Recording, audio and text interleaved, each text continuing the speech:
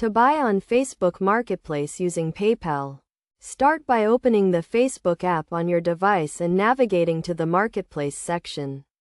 Once you are in the Marketplace, you can browse through various categories or use the search bar to find a specific item you are looking for. When you find an item you want to purchase, click on it to view the details.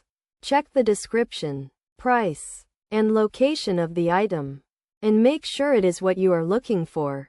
If you have any questions, you can send a message to the seller by clicking on the Ask button. If you are ready to make a purchase, click on the Make Offer button.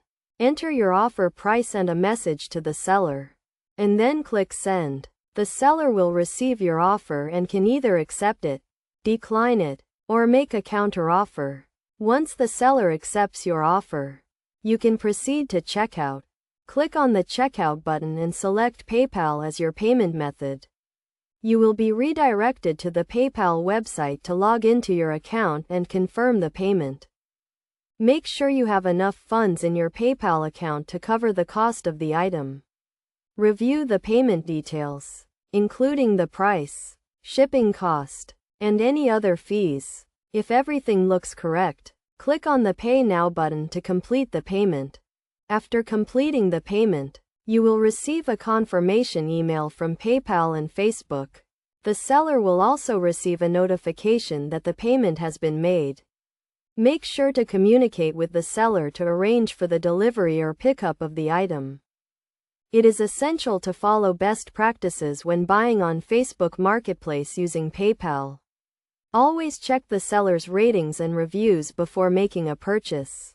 Make sure you understand the return and refund policies in case you need to return the item. Keep your PayPal account and Facebook account secure by using strong passwords and enabling two-factor authentication. By following these steps and best practices, you can safely and securely buy items on Facebook Marketplace using PayPal.